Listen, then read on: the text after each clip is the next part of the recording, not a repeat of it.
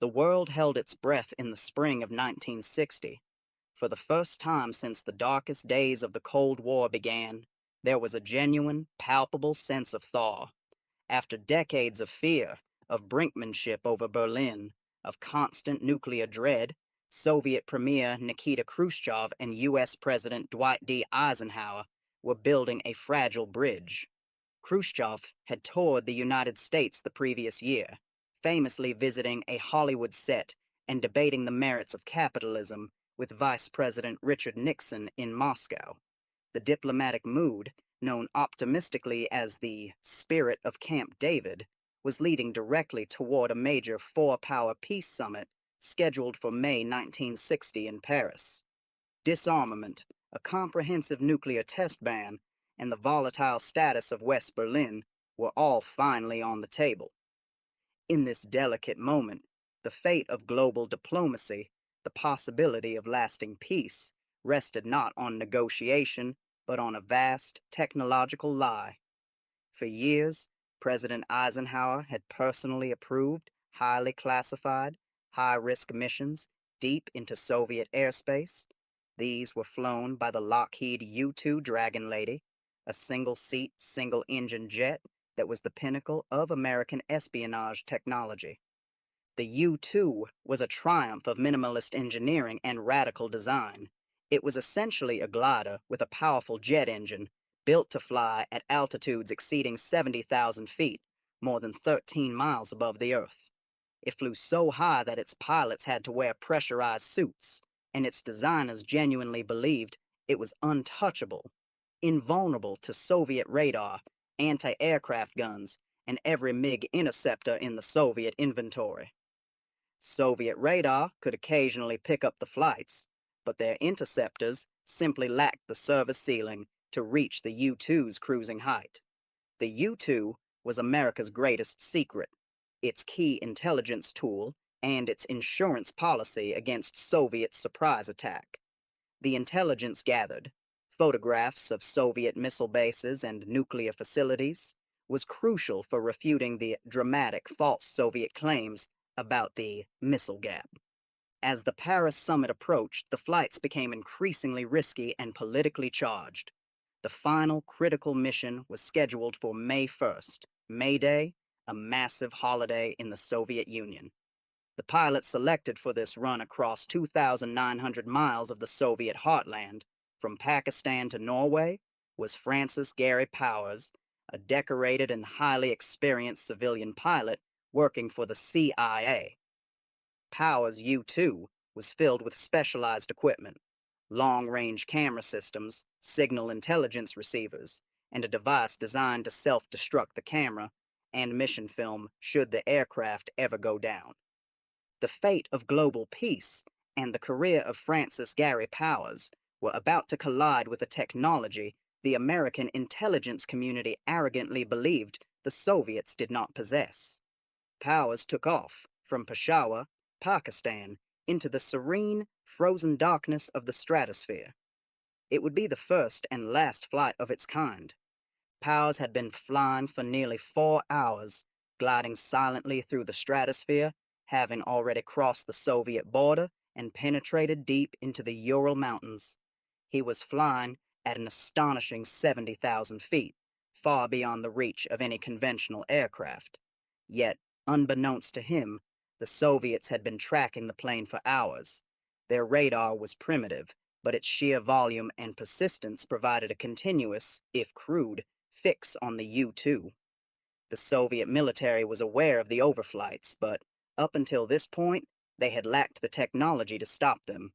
The Soviets' newest weapon, the S-75 Dvina surface-to-air missile, SAM, known to NATO as the SA-2 guideline, was designed precisely for this kind of high-altitude target.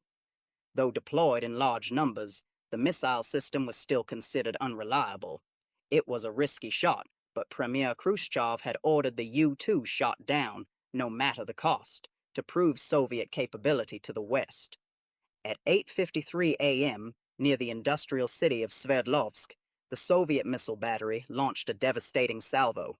Powers heard a dull, distant thump, followed by a brilliant orange flash and a violent shockwave. The surface-to-air missile had detonated close enough to the U-2 to tear the plane apart. The frail, specialized structure of the U-2 was not designed to withstand such force. Powers recalled the aircraft lurching, the right wing visibly drooping, and the plane entering a terrifying, upside-down flat spin toward the earth.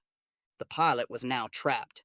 His primary goal was to survive, but his secondary critical mission was to prevent the sensitive surveillance technology from falling into Soviet hands. Powers struggled to activate the plane's self-destruct mechanism, a set of charges intended to vaporize the camera and film, but the crushing G-forces of the spin pinned him against the cockpit controls. Miraculously, he managed to detach his oxygen hose, freeing him, and he kicked out the canopy. He was violently thrown from the spinning aircraft at an altitude of over 30,000 feet, where the outside temperature was 60 degrees below zero. As Powers descended beneath his parachute, he was faced with a final, chilling decision. The CIA had equipped him with a concealed poison pin, a needle laced with fast-acting saxitoxin, disguised within a silver dollar coin.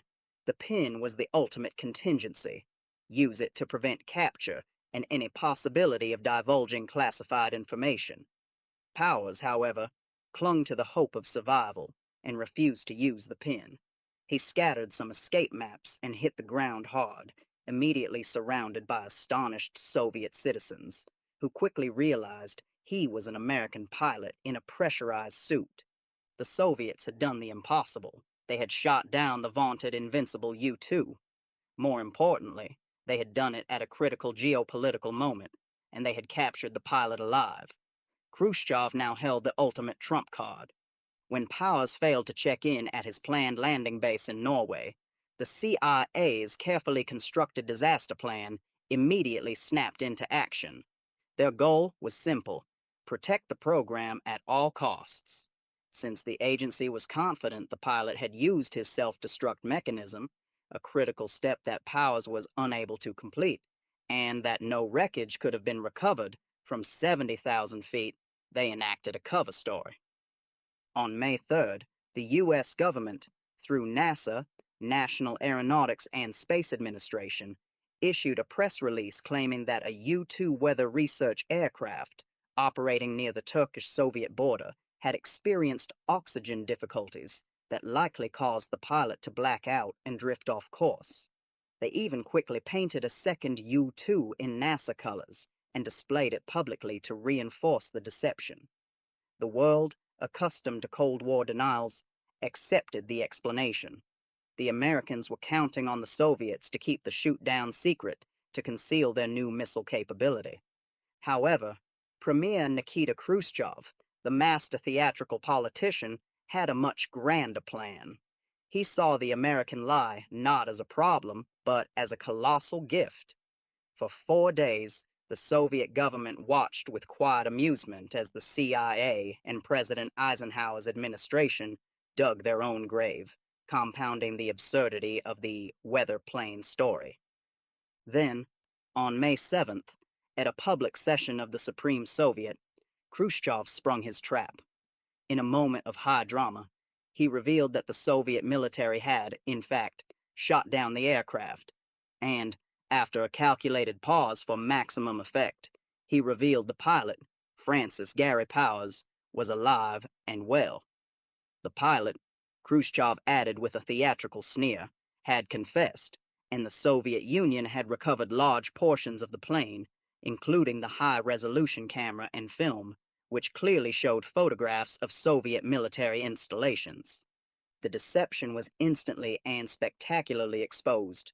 The American government, caught in a bald-faced lie, was humiliated on the global stage. The Soviet propaganda machine immediately went into overdrive. The remnants of the U-2, its massive camera, the pilot's spy gear, and even the silver dollar containing the poison pin, were put on public display in Moscow's Gorky Park, drawing massive crowds and generating international condemnation for American espionage. The U.S. image as the morally superior leader of the free world was profoundly damaged. The subsequent political fallout was explosive. President Eisenhower's closest advisors initially urged him to cling to the original cover story, arguing that the pilot may have acted without the president's knowledge. However, Eisenhower, a man of profound personal integrity, refused. He knew he had personally approved the flight. On May 11th, Eisenhower made a historic career-defining move. He took full personal responsibility for the U-2 program, stating that the overflights were a distasteful but vital necessity for national defense, carried out because the Soviet Union had repeatedly rejected his open skies proposal for mutual aerial reconnaissance. He was the first American president in history to publicly admit to engaging in espionage. While honest, this admission instantly sealed the fate of the upcoming peace summit. Eisenhower's public confession, though morally courageous, sealed the fate of the upcoming Paris summit and the promising period of détente. Premier Nikita Khrushchev, who had spent the better part of a year building political capital on the promise of peaceful coexistence, now saw his entire foreign policy strategy undermined. Domestically, hardliners within the Soviet Presidium, who had always opposed engaging with the West, were strengthened. Khrushchev's political position was now tenuous. He could not appear weak or forgiving in the face of such blatant American espionage. Khrushchev arrived in Paris not to negotiate, but to deliver an ultimatum, a theatrical performance designed to extract maximum propaganda value and save his own political standing. He appeared before the summit leaders, Eisenhower, British Prime Minister Harold Macmillan, and French President Charles de Gaulle, and demanded 3 non-negotiable conditions. Before any talks could begin, Eisenhower must publicly denounce the U-2 flights as an act of aggression. Eisenhower must formally apologize for the violation of Soviet airspace. Eisenhower must promise to punish those officials responsible for orchestrating the spying mission. This was a masterful political move. Khrushchev knew Eisenhower could not agree to the third demand without throwing his own CIA and military intelligence community under the bus, and he would not apologize for an action he deemed vital to national security. Eisenhower refused the ultimatum, only offering a carefully worded statement saying the U-2 flights were suspended and expressing regret that the incident had damaged the talks. Khrushchev promptly stormed out of the Paris summit on its opening day. The carefully constructed meeting, designed to bring an end to the most dangerous aspects of the Cold War, collapsed before it even began, its diplomatic yield reduced to zero. The spirit of Camp David died instantly, replaced by a deep and pervasive hostility that characterized U.S.-Soviet relations for the next several years. The fallout was immediate and far-reaching. The U-2 incident severely damaged the credibility of U.S. diplomacy and Eisenhower's reputation for straight-dealing. The failure of the cover story, the weather plane, was seen globally as clumsy and dishonest, validating Soviet claims of American duplicity and imperial arrogance. The diplomatic frost immediately intensified crises across the globe. The volatile issue of Berlin was thrown back onto the table, leading to renewed tensions and, just a year later, the construction of the Berlin Wall. The incident also played a subtle but critical role in the 1960 American presidential election, where the collapse of the summit and the perception of a missile gap were leveraged by the young John F. Kennedy against Vice President Richard Nixon. The shame of the U-2 debacle contributed significantly to the changing of the guard in the White House. The immediate consequence of the diplomatic collapse was a sharp, undeniable increase in global tension. The spirit of Camp David was dead, and the world was reminded that the Cold War was still being fought under the shadow of nuclear escalation. Eisenhower's refusal to apologize, though principled, cemented Soviet distrust and provided Nikita Khrushchev with a powerful domestic tool to silence his hardline opponents, shifting the blame for the failed peace process squarely onto American aggression. The life of the pilot, Francis Gary Powers, now became the central focus of the Soviet propaganda machine. After his capture, Powers was subjected to months of intense interrogation by the KGB. The Soviets, possessing the remarkably intact wreckage of the U-2, already had most of the technical and operational details they needed. Their goal with Powers was purely political and theatrical. In August 1960, Powers was subjected to a highly publicized show trial in Moscow. The trial was broadcast internationally, complete with a carefully selected audience and a prosecutor who theatrically denounced Powers as a criminal spy. The recovered U-2 wreckage, including the camera, the specialized survival gear, and even the poison pen, was displayed like macabre relics of American deceit. Powers, forced to confess his role as a spy, was convicted and sentenced to 10 years in prison, 3 in confinement, and 7 of hard labor. The Soviet Union achieved maximum propaganda yield, demonstrating its technological prowess and its moral superiority over the imperialist aggressors. This spectacle placed enormous pressure on Washington. While Powers' actions were technically espionage, many Americans viewed him as a hero who had risked his life for his country. The ordeal raised profound public questions about the wisdom of the CIA's risky overflight program and the initial failed cover story. The fact that the U.S. government had lied so clumsily was almost as damaging as the espionage itself, severely tarnishing the carefully cultivated image of a morally upright nation. The U-2 incident also revealed a dangerous weakness in American intelligence. While the high-altitude spy flights had been invaluable in confirming the actual lack of a missile gap, exposing Soviet claims as propaganda, the loss of the plane confirmed that the U-2 was no longer untouchable. The Soviets now had a working model of the U-2's technology and knew the boundaries of American intelligence gathering. The era of the high-altitude jet spy plane was effectively over. The collapse of the Paris summit and the ensuing propaganda war had profound long-term consequences that extended well beyond the immediate crisis. It fundamentally altered the trajectory of both superpowers' political leadership and accelerated the arms race. For President Eisenhower, the U-2 debacle was the most difficult diplomatic crisis of his successful 8-year presidency. His honesty, while admirable on a personal level, was seen by many international observers as a major strategic blunder. Critics argued he should have simply maintained the cover story and protected the possibility of détente. The failure of the peace summit meant Eisenhower left office with U.S.-Soviet relations at a frigid low, a harsh end to his tenure. However, Eisenhower made a definitive move that changed the future of U.S. intelligence. He formally ended the U-2 overflights over the Soviet Union, knowing that the missile technology had rendered the missions too dangerous. For Nikita Khrushchev, the incident was a temporary political windfall.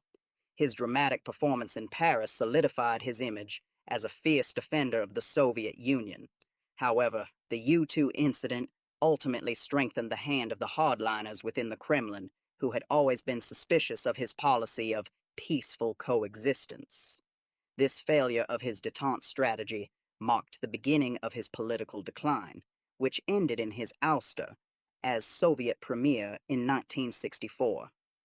The U-2, therefore, claimed 2 political careers, one directly and one indirectly. The immediate vacuum in intelligence left by the loss of the U-2 was quickly filled by new emerging technology. The CIA and military shifted resources rapidly into the development of reconnaissance satellites, codenamed Project Corona. This new technology would soon replace the dangerous need for human pilots to risk their lives in enemy airspace, ushering in the modern era of automated, orbital intelligence gathering. The U-2 incident, in its own destructive way, helped catalyze the next, safer phase of the Cold War's technological arms race. The most public, dramatic resolution to the ordeal of Francis Gary Powers would not come until nearly 2 years later. His incarceration in a Soviet prison was a constant, painful reminder of the humiliating defeat. The incident served as a powerful incentive for both nations to create a formal, covert mechanism for exchanging captured spies and intelligence assets.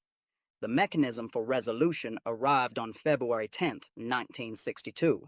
Francis Gary Powers, after 2 years of imprisonment, was led across the Glienicke Bridge, the infamous Bridge of Spies, in divided Berlin. He was exchanged for a captured Soviet KGB intelligence officer, Colonel Rudolf Abel, who had been arrested in New York in 1957. This moment, captured by media from around the world, marked the first major, high-profile spy swap between the two superpowers. The human cost of the U-2 incident was paid, and the incident immediately entered American folklore. Powers returned home to a deeply polarized public. While officially debriefed and cleared by the CIA and the Senate, many critics and former U-2 pilots questioned why he failed to trigger the self-destruct mechanism or use the poison pin. This public scrutiny and doubt haunted him for the rest of his life, despite later declassified documents confirming the severe structural damage and the immense difficulty of following the strict protocol in his final moments. The yield of the U-2 incident was not peace, but profound mistrust. The failed summit guaranteed a diplomatic freeze that lasted for years, contributing to the heightened global tensions that would directly lead to the terrifying brinkmanship of the Cuban Missile Crisis just 2 years later. The U-2 incident taught the world that the Cold War was not a polite game of chess, but a vicious, high-stakes game of espionage and technological warfare, where truth was the first casualty. The single silent flight of the U-2, intended to be Eisenhower's crowning intelligence achievement, became his greatest regret. It destroyed détente, exposed the limits of American invincibility, and permanently elevated the stakes of the Cold War. Thank you for joining us on this exploration of history. Don't forget to like this video, subscribe to Yesterday's Yield for more untold stories of the Cold War, and let us know in the comments below. Given the immense political cost, was the intelligence gained from the U-2 flight ultimately worth the price of the Paris summit?